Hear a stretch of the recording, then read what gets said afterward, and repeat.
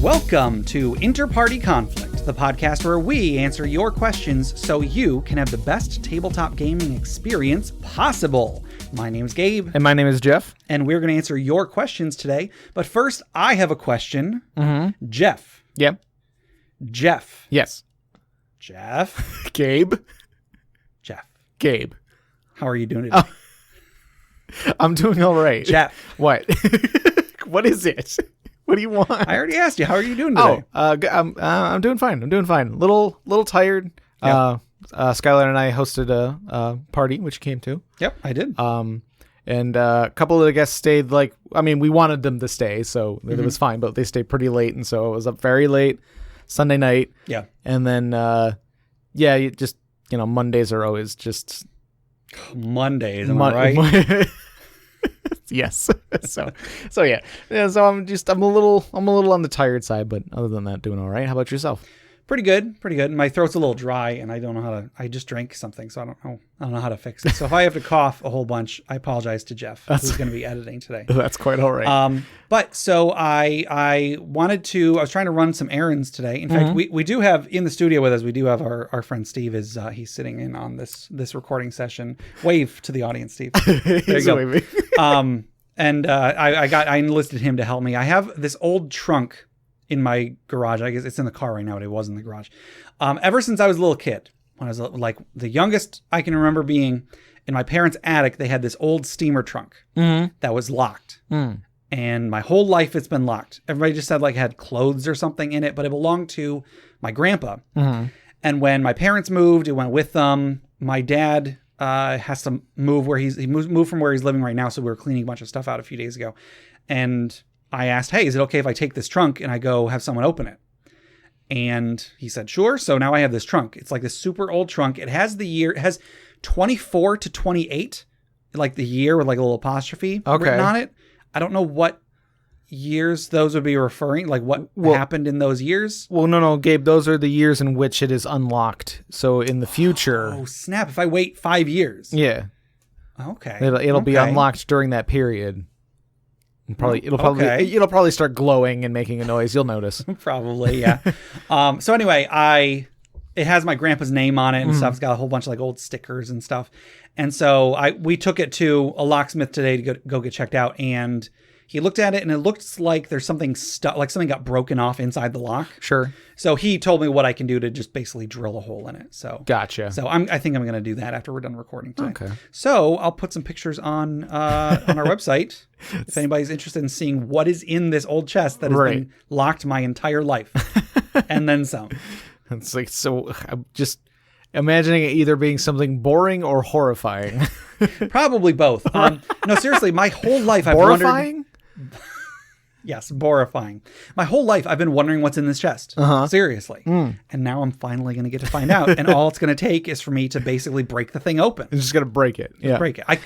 The locksmith did tell me if I wanted to pry it open, do it from here. If I wanted to drill it open, sure. Here. So, yeah. So, So I'm kind of excited about what to do with that. That's pretty neat. All right. Well, I guess you want to go ahead and jump into this episode? Sure. Okay. Our Dragon's Hoard item does not have to do with a lock. Oh, it doesn't? Or keys or anything. Oh, okay. Sorry. Should I make up? Okay. So Jeff, I want you to imagine you have this map. It's an old map, and you can see you start here. There's a long line, and then at the end there's a symbol. Sure. But you don't know what that symbol is. No. You could follow this map, but for all you know, it's just going to lead to a dumpster or something. Oh. So you don't want to follow if it's just going to lead to a dumpster. So you go and you look around on this map. You look around, and then you see over in the corner. You see a key with symbols telling you what the symbols mean. And do you know what that symbol means, Jeff? What does that symbol mean, Gabe? It means the Dragon's Hoard.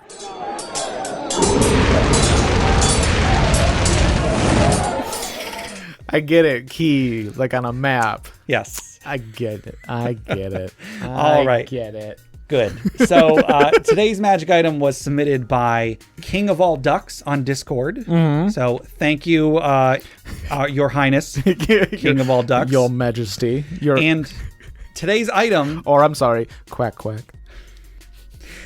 Today's item is Vero Steel Smelter's Stupendous Stabbing Stag Helmet. Excuse you. Sorry. We'll have to put it in an explicit tag now. Yes, we will.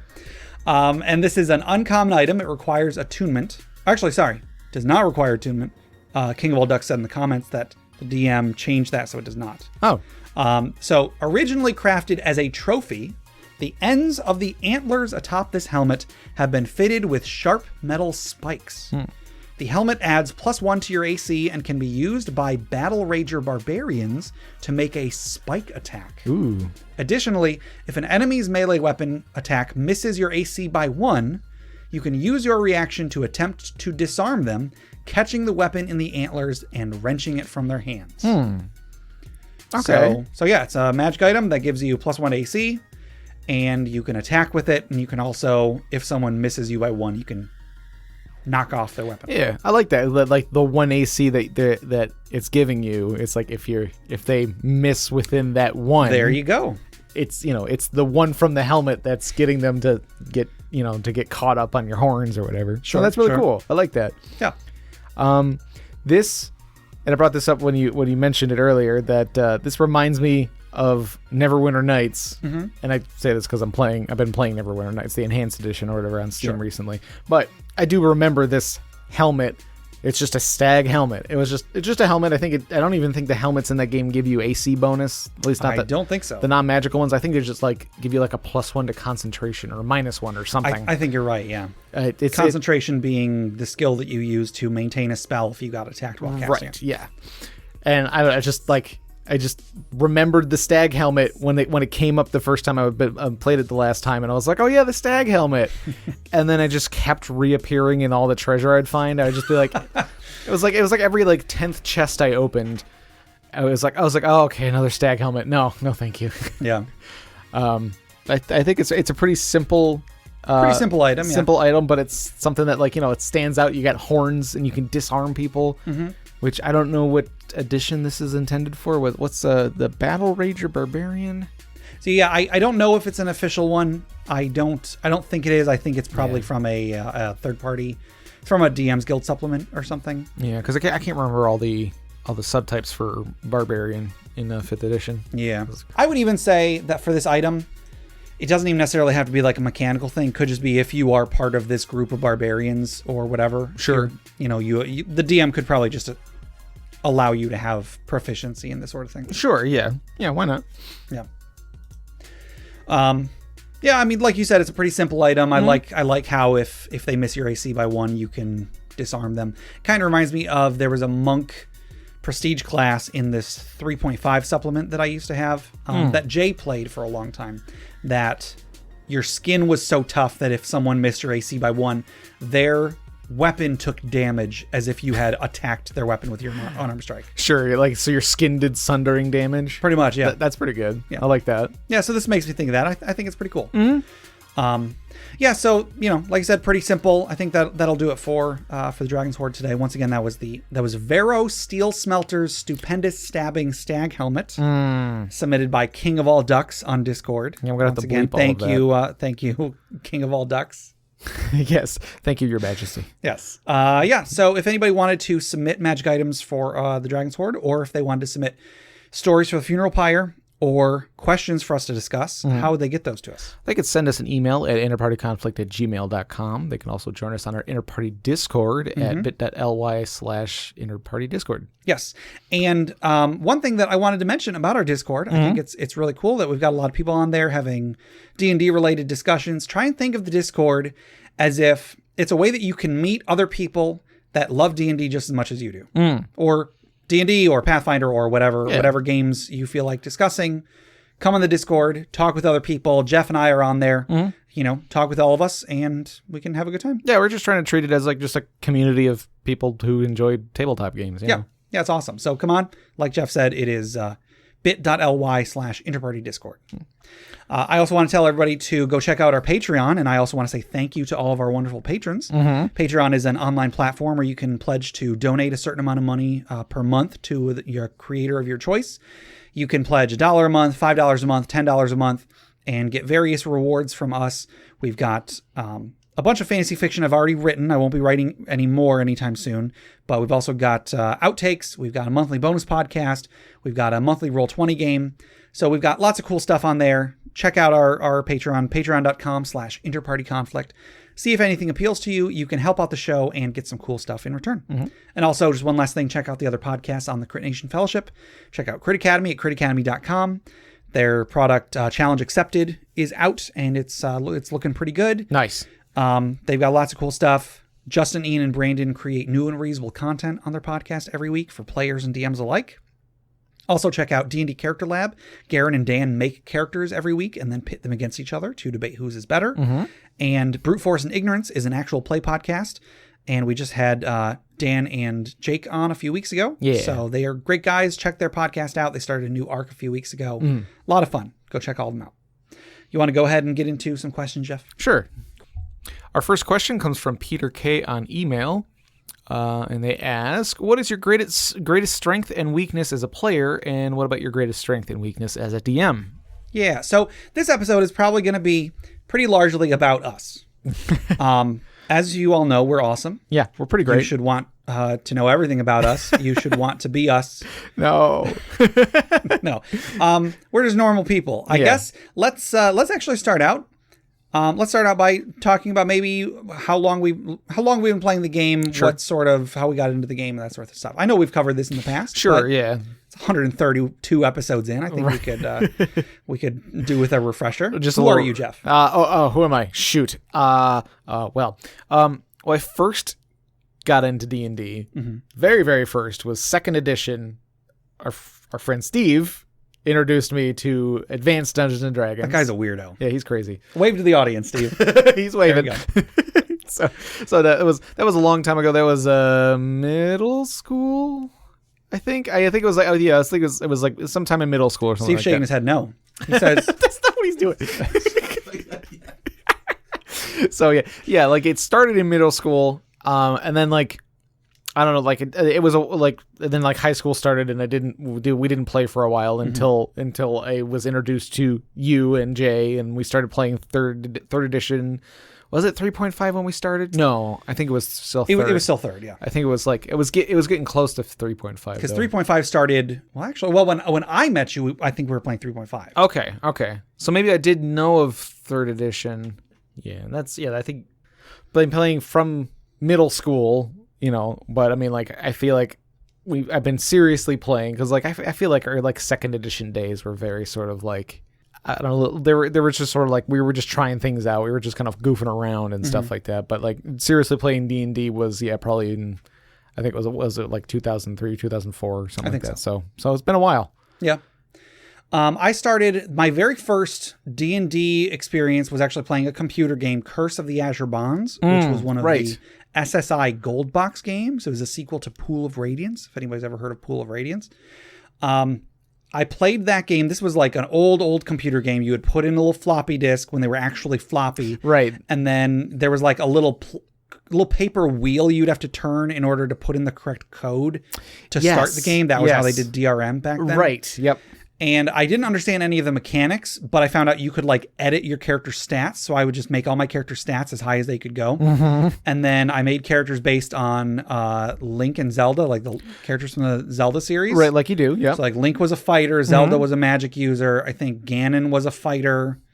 I think I had Marin and Terran from Link's Awakening because that was the only Zelda game I had at the time. Sure. Anyway, so I had, characters from that. I played this game, played the heck out of this game. And then my first actual tabletop role-playing experience was my brother Tim. He and his friends had made up a game, which I know now to be called Eclectic. It was just kind of a weird RPG they had made up. I played one session with them. A couple years later, which was 2002, I think, I played 3rd edition D&D while on a school trip in Chicago. I played one session of that, and then when we came back home, one of my friends was like, oh yeah, this other guy at our school plays D&D. He put me in contact with him. His name was Dave. I played with him for a little while. He taught me how to play 3rd edition D&D.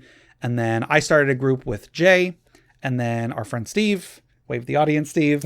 And then Steve brought you into our group once we were playing 3.5 the following summer. Yeah. So and like I never really touched DMing at all until very, very recently. Yeah. So, you know. I was a DM pretty early on because once I taught Jay how to play the game and so on, like I was the only person who knew the game well enough to run a game. Yeah. So I DM'd for a while, but I was real bad at it. I was a real bad DM with a little trademark next to the bad DM part.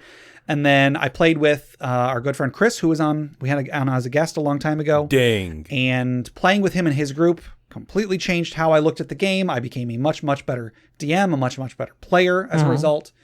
And then we played the heck out of 3.5. I played 4th edition when it came out. I really liked it for a while. Then I switched over to Pathfinder because for the same reasons a lot of people stopped playing 4th edition. It wasn't quite what I was looking for. Sure. And then played Pathfinder for a while. Once 5th edition came out, I moved up to 5th edition, and the rest is history. I've also played a handful of other non-D20 role-playing games as well. Sure. So yeah, what would you say is your greatest strength and weakness as a player? Let's go with strength first. Let's get the good stuff out. I don't know that. I mean, like, I know the rules, and that's also, I feel like my weakness is like Okay. I've become the rules lawyer, backseat DM. Like, If you want, we can do greatest strength, greatest weakness, and then greatest both. so greatest both. Yes. So really, it's just the answer to all three.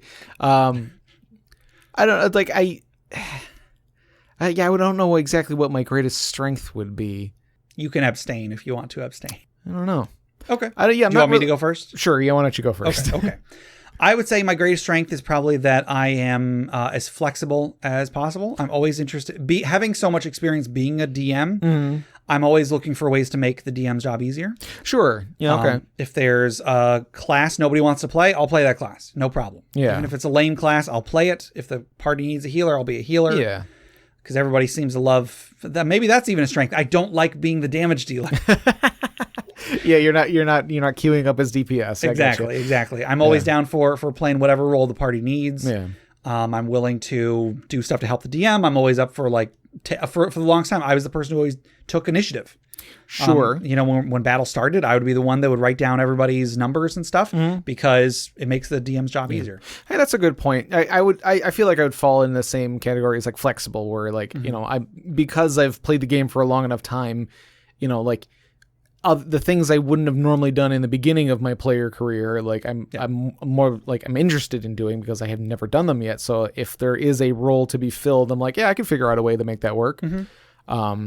And like I do try to, if there's like newer players, try to help them out. So like the DM's doesn't have to sit with each individual player, to figure things out. Like I can be helping this person while they're helping another person. So like, in a good way, I'm a backseat DM sort of thing. Like I'm an assist. Yeah, I can be an assistant to the DM. Yeah. But I do run the risk of becoming the backseat DM where I'm like, no, that's not the rule. Like I'm like, no, shut up, Jeff. Let the game happen. Just. Yeah, I would say as a plus and a minus, I am a bit of a rules lawyer, but I also know not to bring that out when I'm not the DM. When I'm a player, if the DM does stuff that I don't agree with, I think I've even said on the past, like I will bring it up once.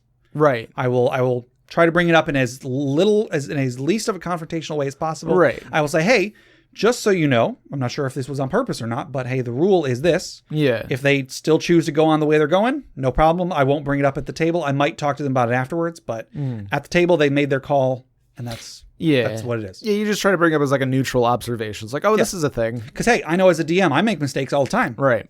We'll get to my weaknesses as a DM. Sure. So if I try to assume it's just a small mistake. If it's not a mistake, hey, no problem. That's how they want to run their game. So yeah, I feel like my weaknesses as a player has drawn me towards doing DMing because it's like, well, I need to. I don't know. Like it was sort of. I felt like I was either at least sucking the fun out of for myself. Yeah. I was making it less fun for me, and most likely for the other people at the table. Sure. Maybe not as much as I assume, but still, it's like, well, if I'm not having fun, I need to change things up anyway. Yeah. So I might as well, maybe make it fun for everybody else too. So that's when I was like, you know what, I'm gonna DM.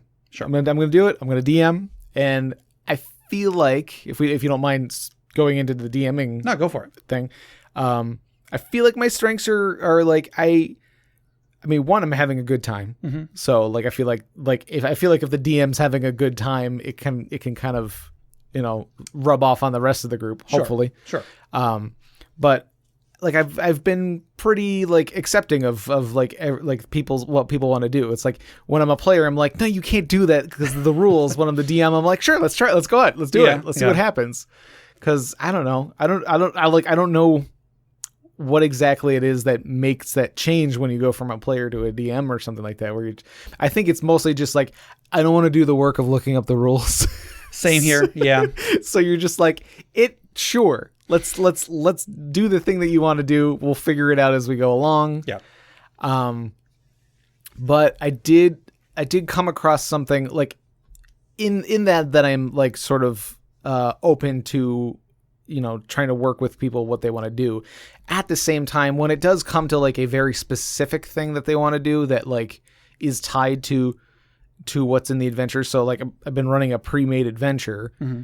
and like they like the one of the players was like, I want to do this, use this very powerful spell to do this specific against this specific thing, and there was nothing in the adventure that said anything of the sort. Mm-hmm. Like it was a spell given to them by the adventure and they used it against like basically this this like very important object in the adventure, and there was no written interaction between the two.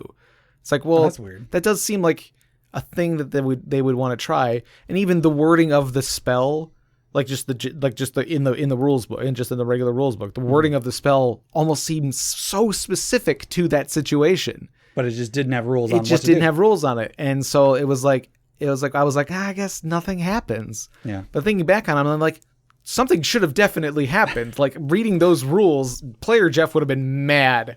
Yeah. And I was like, you know what? I should have made it happen. And I even came up with a cool idea for what would have happened, mm-hmm. but it's well after the fact at this point. Like, sure. Because they tried it several times and I was like, nope, nothing happens. And so like now I can't go back and be like, well, now at this time it would work. Yeah. So I don't know. Like I didn't think outside the box as much as I should have. Okay. But I am still like, like in the less like plot specific stuff, I'm much more open about. So sure. I found that I'm as a DM, one of my strengths is that I'm very willing to improvise a lot of stuff. I'll get into the bad side of that coin in a minute when I get to weaknesses, but I will very often not even like if I'm just doing like a quick game at the library, I will very often not even make up stat. I won't even look up monsters or come up with stats for monsters. Sure. I'll just have the players roll and then, yeah, that sounds like that'll hit. And then I'll write down on a piece of paper their AC is that number.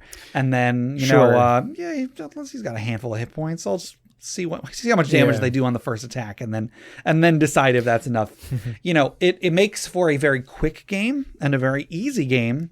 However, sometimes I feel like I am kind of cheating the players out of an actual D&D experience because I'm just it's all arbitrary. I'm just making everything up as I go. And I mean, I feel like with the library thing, it's not so bad because they're mostly newer players. Yeah, they're not going to know the difference. And also, if I stuck to stats and stuff as they would be in the book, it would probably take way longer and we wouldn't have time to do everything. Right, yeah. You know what I mean? And plus, like, newer players don't have that meta mindset. They're not always, like, keeping track of every little thing. It's like, wait a minute, this is obviously a skeleton, and skeletons in the Monster Manual only have 18 hit points, and I've hit this thing for 23. What's going on? Yeah. There was a point in the adventure where I was like, well, I'm not sure if these monsters are going to be enough. Mm-hmm. Like, doesn't seem like a lot of hit points for what the players can do because we're at like a higher level than the adventure is built for. So I was like, yeah, I'll just bump up. I'll just give it a few extra hit points if I feel like they're taking it down too quickly. Yeah.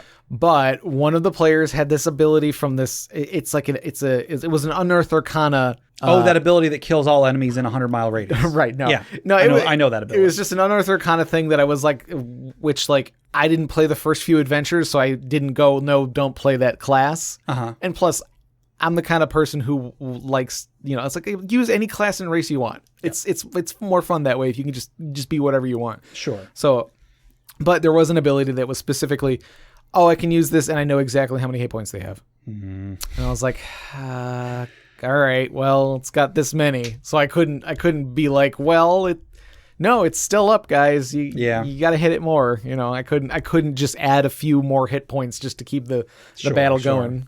So I was just sort of like, well, dang it. Yeah, it's hard. It's hard to be like flexible like that when the players like know the rule books, sure, or like know the numbers exactly. Kind of going with what I said was my great strength a moment ago. Let me put it in a different way. In the Matrix, when there's a point where Neo has he's finally got it, and he looks around, he just sees code everywhere. He doesn't see people. He sees the lines of code going down. Yeah. I kind of feel like that's how I am when I look at the game. I feel like when I look at a monster, I don't necessarily see the monster. I see it as, well, it's got this many hit points, its attack does this, its AC is this, and so on. For better and for worse, I see things as their game mechanics rather than as their thematics. Yeah. That can be really good because then it's real easy for me to reskin stuff. I have no problem whatsoever taking a monster and then making it into an quote unquote entirely new monster by just changing what I view to be a very superficial part of what the monster is. Whereas a lot of people, that's not where their mind would go to first. Some people might even have issue with taking an iconic monster and making it into a different monster. Right. For me, it's super easy, and it's the first thing that I do because I don't see it as this legendary thing. I see it as, it's a bunch of stats on the page, for better and for worse. That does make the game a bit less magical in some ways or another. But also, I'm doing that because I'm the DM. When I'm a player, I don't know what those stats are, so I'm not seeing it the same way as I do when I'm a DM. There's a little bit of bleed on either side, but it makes the game easier for me to run. However, I'm always afraid that I'm not portraying it as magical as the players deserve. Sure. You know what I mean? So moving on to, let me go to weaknesses as a DM. Does that sound good? Okay. Because I feel like I have tons of weaknesses as a DM. One of which I feel like I don't make things magical enough. I don't mean like magic as in... Right, yeah. Because when I'm seeing things as a DM, to me, it's a bunch of numbers on the page. Right. I'm always afraid that the players are seeing it the way that I'm seeing it. Sure. That you're seeing it as code, but you're afraid that you're basically painting it in a way that they're just seeing it as code too. Sure. It's just like, this is just okay, let me try it. Let me give you an example. I'll say you wake up in a room and there's fog in every direction. You can't see anything. You as the player might be sitting there like, oh my goodness, what in the world is going on? But me as the DM, I know the wall is like 5 feet beyond the fog, and then there's a door, and that door is open and it opens up into, this one specific room. To me, that doesn't sound exciting because I already know all the stuff. Sure. Whereas to you, it's like, whoa, there's smoke in every direction? Right. And then, I'm going to slowly creep over here. And in my mind, I'm like, don't slowly creep. Just walk over. There's just a freaking wall. I don't say that, of course. Right. But in my mind, I'm afraid that it's coming off as like, no, it's not exciting at all. It's nothing special. Yeah. So that is something I'm afraid of. I do also try way too hard to keep things secret sometimes, to the point where it's like way beyond where it needs to be. Yeah. Both as a DM and as a writer. One of the things, if I were to be asked, what is one example you can think of as a DM where you really dropped the ball? I don't think anybody's asked that, but I've seen that question asked on Reddit and such. And there was a time that I was playing, I was running a 5th edition game. It was when I had just come back from Tennessee. I don't think you were there for the session, but you were in the campaign for a bit. My brother was in the campaign. Chris and Zave were in the campaign. There was a point where my brother brought one of his friends who was also a DM. He was going to come play with us. So he played with us for one session, and it was a combination of me not doing enough prep. That's another weakness that I have as a DM. I don't do enough prep, and so I force myself to improvise too much. Sure. I didn't do enough prep, so the only thing I really had to hold on to was I want this mystery to be a mystery. Yeah. And so when the players encountered this NPC, who in the story had been locked in this extra dimensional chamber for like a century or something, instead of having him be like, oh my goodness, thank you so much, please let me tell you whatever it will take to get you to help me out of here, I had him act really cagey and like mysterious. And the players were asking me like, what's this guy's deal? And they asked him like, what's your deal? And I would give them some like mysterious answer. And it was because in my mind, I'm like, yeah, they're going to be intrigued. They're going to try to follow up on the storyline. In a few sessions, I can give some more detail. Right. But the end result was that player did not like it and did not want to come back and play again, specifically because I was being so cagey, so unnecessarily cagey with this NPC. Huh. And he was totally right. He was right on every account. Sure. I should not have done that. Yeah. It would have been so much more interesting, even if it wouldn't have been mysterious. It would have been so much more interesting if I was like, yes, I was locked in here a whole bunch of years ago because there was this evil god that was chasing me and it cursed me and then locked me in here. And then the door, I left a key that you had to get, but you had to put these things together and then use them to get past this magical whatever. That would have been so much better than, oh, it was so long ago. I can hardly remember. The details. They're swimming in my mind. It's all just a fog. But like beyond that fog is there's just a door that opens up. Right. Yeah. And I was feeling a bit of this happening back when we did our actual play thing in January. Mm. May it ever find the light of day. May it rest in peace. There was a point where I do this whenever the players take an NPC hostage, like whenever they take someone prisoner and try to get information from them. Yep. I don't mean to, but I always have them act as like indignant as possible. Like, yeah, kill me. Fine. I don't care if I die. I'm not going to tell you who hired me to do this right, thing. Yeah. When it's like, my life is worth 2 gold. Even when we did our actual play thing, there was a point where the players were attacked by this individual on the street. Mm-hmm. I won't give it. I'll be a little bit mysterious. And wait, Gabe, you're being cagey again. The character's intention was to survive, was to get away from you guys. Yeah. So when you guys took this character prisoner and were trying to get information, I had this character refuse to give information. And I realized it halfway through the scene. I was like, I can't be doing this. I cannot let this character do, because this character's whole thing is she doesn't want to die. Mm-hmm. She would tell you if it meant her living or her dying. Right. And so I did make a conscious change halfway through the session, so that, I mean, luckily you guys didn't ask the questions that were really the crux of the mystery, so I didn't have to give away unnecessary information. I said that word real weird. Yeah. But I at least was, there was a point where like a switch flipped in my mind and I was like, be cooperative, Gabe. Answer the players' questions. Right, yeah. So that's a problem that I have as a DM. It's a problem I have as a writer. I keep trying to have that mystery, and I keep having to tell myself if it doesn't work without it being a mystery, then it didn't work in the first place. Sure. So yeah, because like if you leave it to too much mystery, it's boring. You know, like it's like, well, we're not going to get any for information off of this guy, then I don't want to talk to him anymore. Yes. Like if you don't get any leads, if the players don't get any clue as to what to do next. Yeah. Like they just was like, well, we'll find something else to do instead.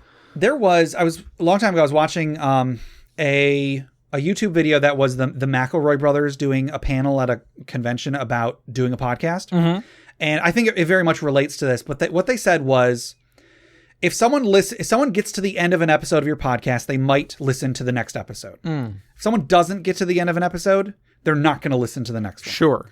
In the same way, if the whole premise you're going for is that there's a mystery, if the players might not be interested if you don't give them enough of the mystery. Yeah. And if they don't get to the part of the mystery that intrigues them, they're not going to care. Right. So if it takes giving them the mystery just flat out to get them interested, then it was worthwhile, even if it leads to less of a twist later on. Yeah, because the adventure I was running, there's like an information gathering at the beginning. Basically, it's like, okay, here's some leads on what to do and stuff like that. And like, I do feel like I was withholding on a few points to the point where like there's like a whole like third of the adventure that the players aren't even going to touch on, and I'm like, I'm sort of upset about it because like there's some cool stuff there, but I didn't give enough to the players for them to be like, oh, we should check that out. You know, yeah. I was like, it's very mysterious, and what's causing the problem that you have to solve this mystery, but like I wasn't, because they didn't ask the specific question. Sure. I didn't give them any sort of like, any little clues or anything like that, when I should have just been like, well, and he starts babbling about this thing or something. Like I should just throw it out there just to see if they take it. Yeah. So like one of my weaknesses definitely is that I try too hard to keep things a mystery, and I don't give the players information that they should have. I don't give them information that would help move along the adventure in favor of trying to keep it mysterious, which is definitely has been a problem. Yeah, I could see why that's really tricky though, because it's a fine needle to thread. It's a tough needle to thread. Sure. It's a fine line to walk. Sure. Yes. There you go. It's a nice tight rope. That is a nice rope. Because if you're giving too much information, you're almost being like handholdy or railroady, because it's like, this is the mystery, go solve it. It's like, here's all the information you need to solve to complete this adventure, go do it. So it's like, you don't want to give too much in that way that you're like forcing them to do the thing. You want them to figure it out on their own, because that's fun. But if you're not giving them anything, I don't know. Yeah, and another weakness as a DM is that I do find myself having a real difficulty preparing as much as I should. And I can point to specific times where I know that a session went really well or really poorly, directly related to how much I prepared. But it's still really hard for me to actually sit down and prepare. Yeah. Because I am so good at improvising stuff, that makes it harder for me to prepare, because I'm like, I'll be fine. I'll just improvise some stuff. Like, even though I know that my improvised stuff will be worse than if I had prepared it. Yeah. It's like, you can do it, but it's not going to be as good. Right. We had an episode a while back about how to make it feel like there's adventure in every direction. Right. And again, it's probably just because I'm the DM and I know where the adventure is. I often feel like there isn't adventure in every direction in my games. I don't know how the players are perceiving it. Right. Because again, I'm seeing it from a different point of view than they are. So I don't know, but I'm always afraid that this doesn't feel exciting. I'm always afraid that this doesn't feel like there's adventure to be found. Yeah. You know what I mean? So I guess really the underlying thing here is that I have a lot of self-doubt when it comes to my DMing ability. Like I'm always second guessing everything that I do. I'm always afraid that I'm always putting too much thought into how are the players enjoying this, when they're probably enjoying it just fine. Right. Yeah. Steve's giving me he's nodding his head, giving me a thumbs up. Yeah. And like I could say, I definitely enjoy playing when you're DMing to the point where like whenever I'm with another DM, I'm like, that's not how, like, it's like, this doesn't seem right. Something's not right here. Like, that's not right. No, you can't do that. Like, because it's like, oh wait, I'm used to playing with Gabe. Sure. We're just, it's like it's just, I don't know. It just, you make it seem like it just works. Oh, well, so, thank you. Like, so I swear I'm not trying to fish for compliments. Right. I'm trying to say, because I imagine there are people out there that have similar doubts. Sure. So I'm trying to say, hey, I have those same doubts. Right. Another thing that is a weakness of both as a player and as a DM, I procrastinate a lot, and then because I am unsure, I'm always unsure of myself. If it looks like the session has like a chance of being canceled, I will like subconsciously push it in that direction. Sure. As much as I love to play and I love to DM, like if I'm not feeling confident, I will sabotage the game to an extent. I might look for ways to cancel or reschedule the game, which is a big problem. Well, yeah, and I mean, it might just be because you're on the fence about going that week or whatever, and if you're basically the tiebreaker, you might be like, well, I wasn't feeling too good today or whatever. Sure. So like, I don't know, like, I wouldn't say that you're sabotaging, but I feel like I am. Yeah. Like, because we have a Roll20 game for our Patreon, and there have been for quite a while, we don't have a ton of top tier patrons, and oftentimes we might only get one top tier patron that is available or that is interested, or just that responds when I put the call out for the game. And so I'm put in a place where it's like, well, I can either open it up to the lower tiers, I can run it with just a couple people, or I can reschedule it. And a lot of the time I would I end up saying, well, I guess I'll just reschedule it because we don't have enough people and I could use that time to do other stuff right in my schedule. Sure. And and I feel guilty about that every time. Yeah. But I mean, like, also you giving yourself more time to like prepare for it and stuff like that. Yeah, but I don't always use that time to prepare. Well. Yeah. So, weaknesses as a player. Mm-hmm. Do you want to go, or should I continue on with my my weaknesses? Well, I mean, my weakness is that it, like, again, is just like sort of being all rules lawyery and backseat DMing, and or sometimes I can be a little impatient with other players. Okay. Don't really say anything or anything like that, but I can, like, I'll sometimes get like frustrated or something like that, where I was like, that's not fun. Sure. If I see where the adventure is going, because I have all this meta knowledge and stuff like that, like, I can be like, okay, this is obviously what we need to do, but I don't want to just say it. Yeah. I don't want to ruin it for everybody else. So while the other players are trying to work out the puzzle that I've already solved, that I know, I either know that the answer to the puzzle, or I know that, well, it would just be so much easier if we just triggered the trap at this point. Sure. It's like, just rush in, because right now we're just debating over how to tie the rope. Like, it's so it's like I might get impatient and frustrated, and so I'm like, well, that's it's not fun for me, and if it's like, if it's coming off in the way that I'm like speaking and playing and stuff like that, I'm sure it makes it awkward for other people. So. Sure. As a player, I would say one of my biggest weaknesses is that I don't engage with the game as much as I should, and I don't roleplay as much as I should. Yeah. A lot of the time when, the DM's like, okay, you're in the room, there's this NPC, there's this and this, what do you do? I'm usually the one that just kind of sits there and waits for somebody else to do something. Sure. It's really only when I'm the most experienced player in the group that I do take initiative for that sort of thing. Which means that I could do it. I could do it all the time, but I don't. See, I think I use that, like, if I'm the most experienced player in the group, I use that as an excuse to not do something, because it's like, I need to let them do it. They need to learn by doing. Sure. So I get to sit here and do nothing. We did talk a few weeks ago about something, I don't remember the exact question, but we did talk about something like when you don't want to be the one that's making everybody do what you want to do when you're the most experieust player in the group. When everybody else is new, you don't want to be the only person whose opinion matters, So yeah, I mean, I wish that I improvised more as a player. I wish that I talked to NPCs more. I wish that we're better at picking up cues of what the DM wants the players to interact with. Sure. And so on. I just, I wish I roleplayed more. Whatever that means. I wish I did it more. Yeah. Yeah.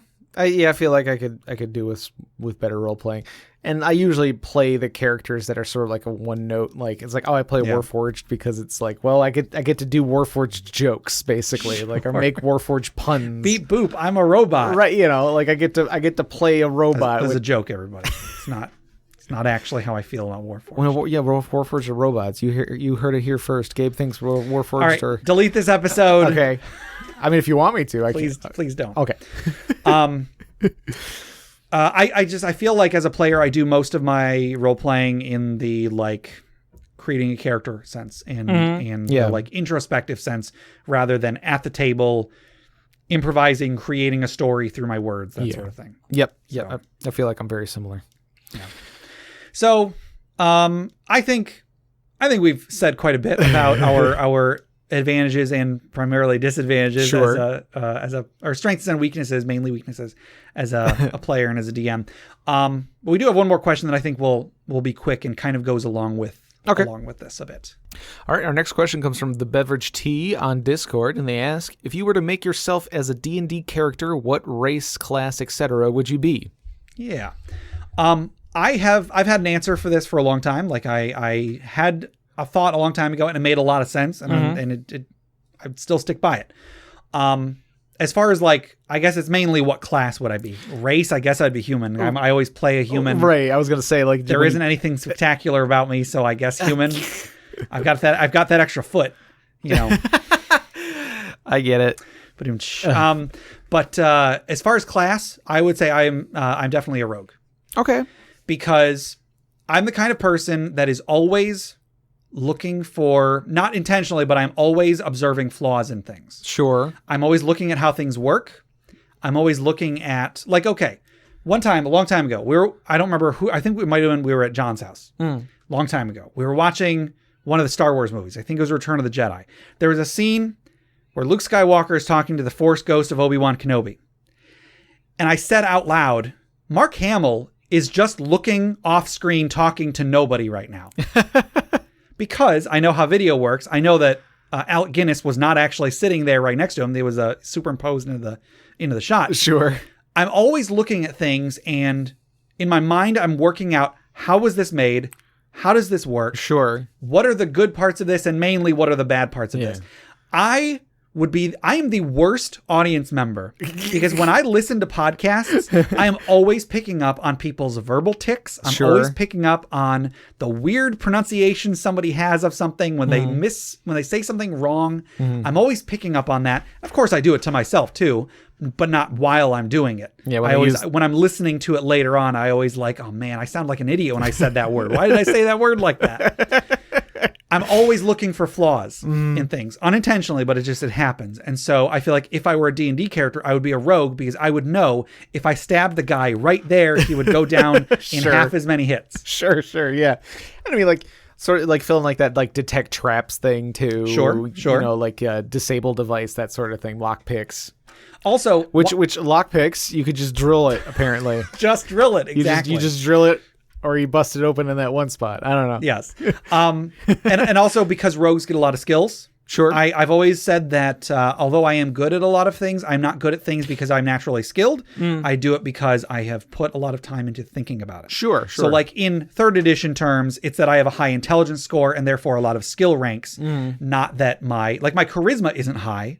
I've just put a lot of time into thinking about how to speak in front of people.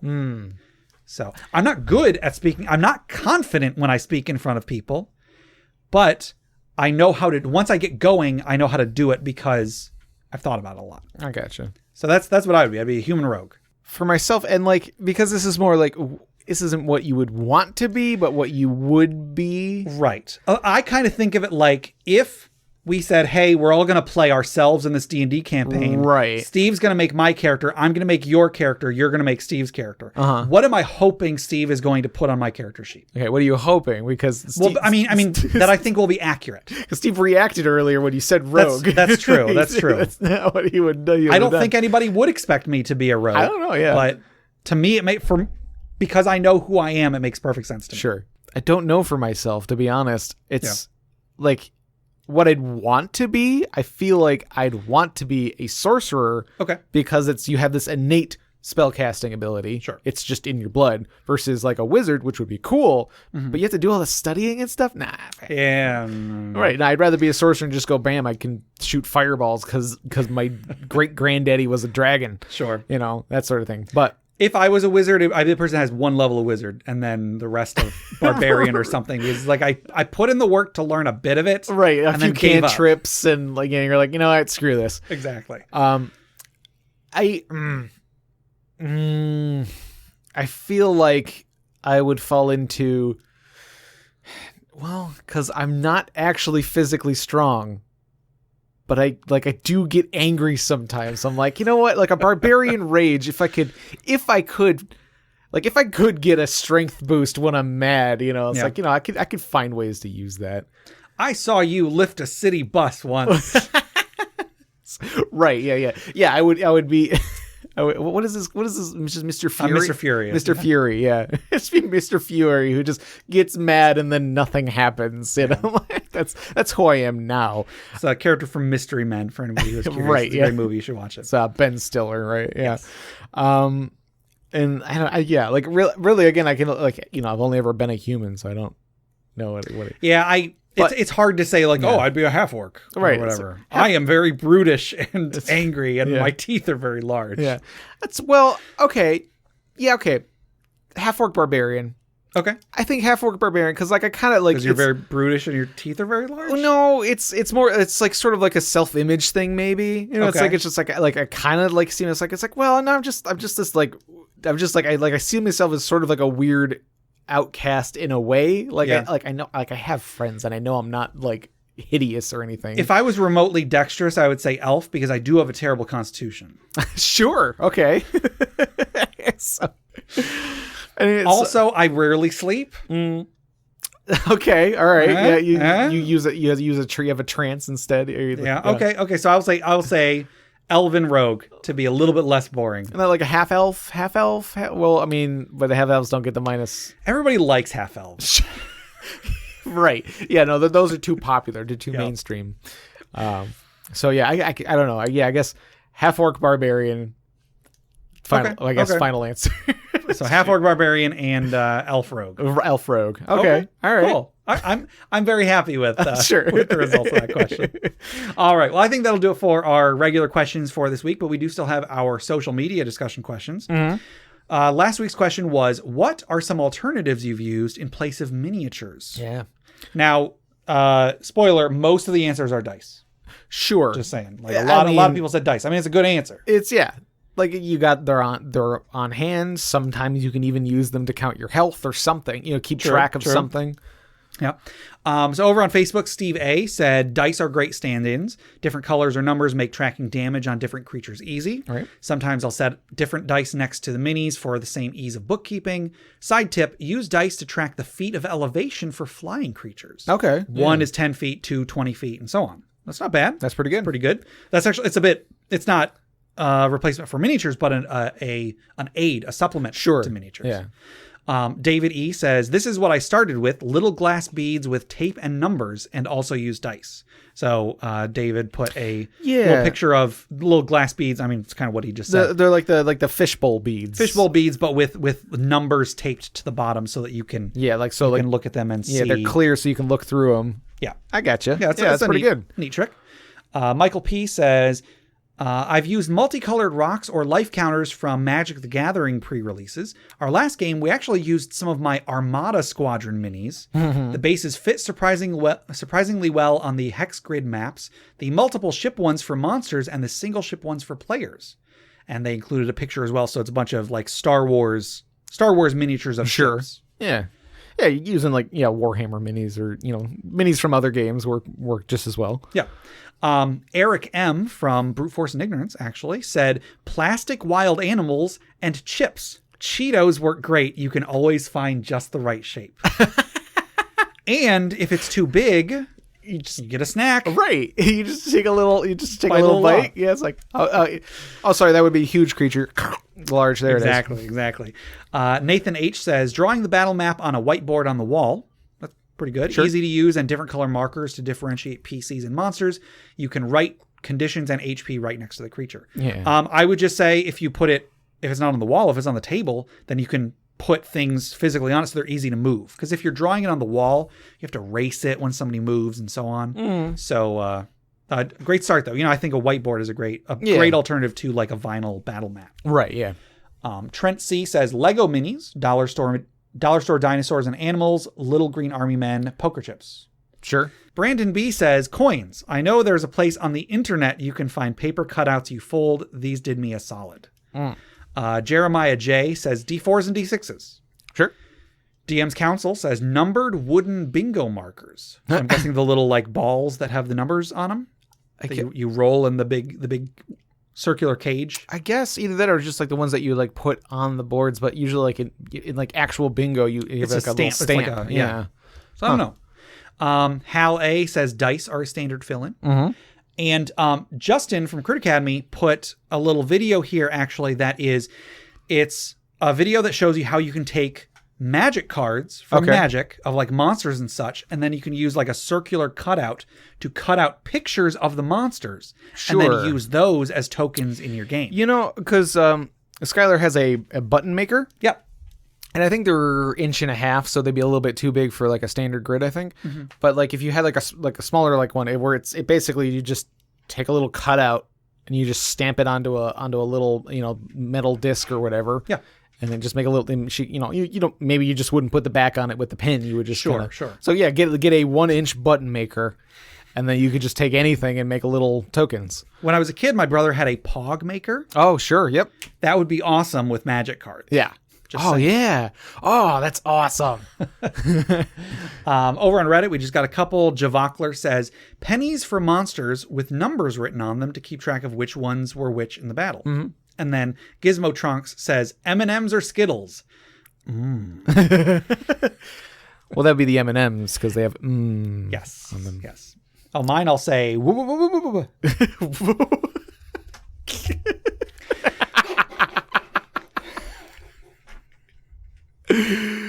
Oh dear.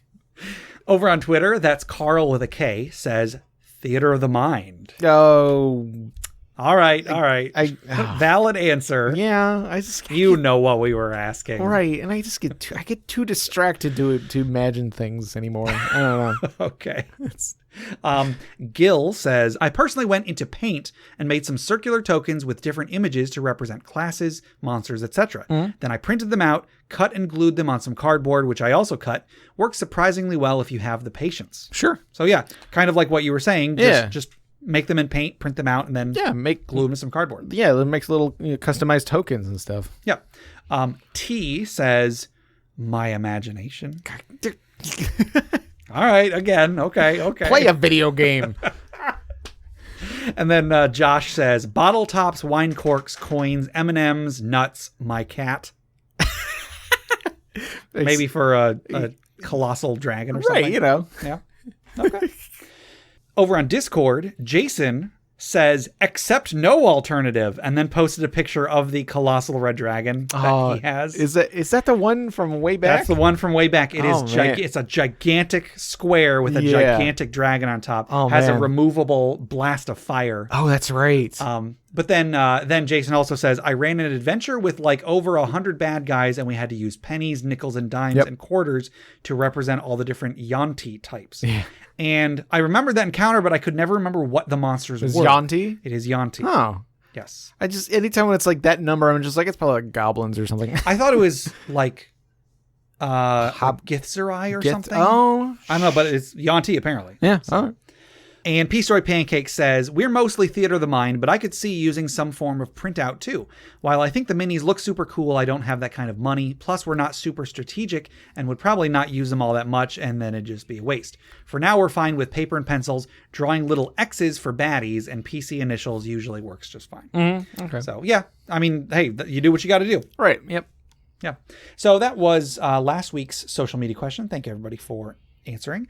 This week's question is, how often do you like to level up? So if you are playing in a game, whether you're doing XP or whether you're doing milestone, Sure. how often would you say that is like the perfect speed at which to level up? I feel like early levels, maybe like every other session. Yeah. Just to get through the early levels. One, because I never make it to the later levels anyway, because of just the way that, scheduling and everything else happens. Sure. So I feel like, early levels, maybe every other session, maybe even every session, depending on how things run. Sure. But I feel like every other session, that way you get a full session to like really get into that level or something like that. So Sure. You don't necessarily want to do every session, so that it's like, well, I didn't even get a chance to try out this new ability before I got the next one that's better anyway. So yeah. So yeah, and then maybe later levels, not as much, not nearly as much, just because like you do end up with a lot of extra stuff to do. So it's like, again, you don't want to level up so fast that you don't even use your 5th level ability. Sure. Yeah, I would say at least 2 sessions per level, because like I would like for you to, the first session for you to like figure out what abilities you have. Yeah. Then the next session, your abilities, and now you're using them to the best of their ability. Yeah. And then maybe you get more abilities after that and so on. So like every 2, maybe when you get to higher levels, space it out a bit more. Yeah. And by that time, like it's stuff like magic, like powerful magic items might become more common to where like your character is changing, mechanics wise by gaining magical weapons and such. Yeah. So like you are getting new abilities and stuff to do, just it's not tied exactly to your character level. Sure. Like I know that there, especially back in the day, there was the sentiment that like leveling up should be really slow. I think in 3rd edition they said in the DMG or something that like it should be like every 5 sessions or something like that at least. And I can understand that. I feel like in the right campaign, I would be cool with never leveling up. If it was like at a good level where we had like a good grasp on our abilities and it was less about advancement and more about advancing the story. But that's hard to do. Yeah. I think in most games, like there isn't really a measurable difference if you don't let the players level up very often. It's fun to level up. Yeah. And hey, as a DM, it lets you use more and bigger monsters. So yeah. Well, yeah, because like as a player, when I'm building a character, I build it at level 20. Pretty much, so I'm like, well, I want to level up fast so I can get to the part where it's cool. Like it's like I built it because I wanted these specific abilities or whatever. It's like I'm going to multi-class this because I want this combination of abilities because it's really cool. Sure. But I don't get that until like level 12 at least. So I'm like, well, I want to get there quickly, please.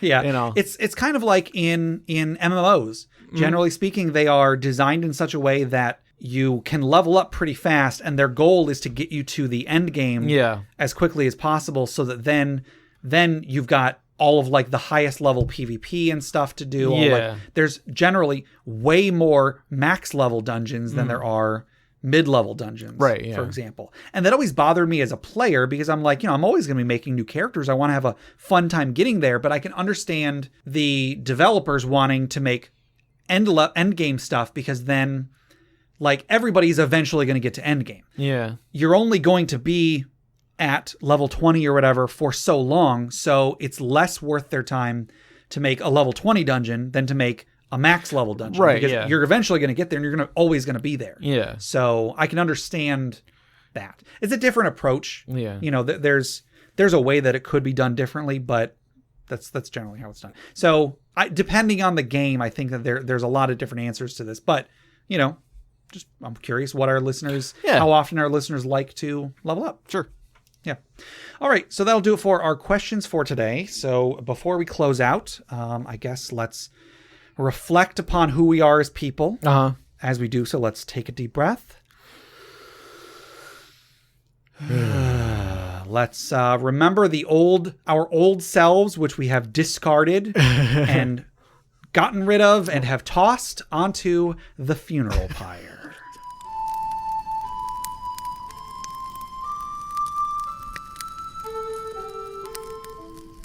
So we have a very short funeral pyre story today. Okay. I think the longest part is going to be me trying to pronounce this name. This is from Reddit user Shikabo-Lapanazabalik. Sounds good. Sounds good? Sounds good. And the story goes as follows. I licked the green slime in an attempt to identify what it was.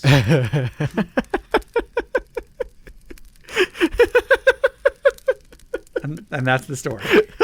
Oh, goodness. Steve's over there having a great time. Wave to the audience, Steve. So let's raise a glass in memory of Shikabo-Lapanazabalik on Reddit, who reminds us, you are what you eat, except sometimes what you eat kills you. Clink. All right, that'll do it for today. To submit questions for us to discuss, items for the Dragon's Hoard, or stories for the funeral pyre, please email us at interpartyconflict@gmail.com.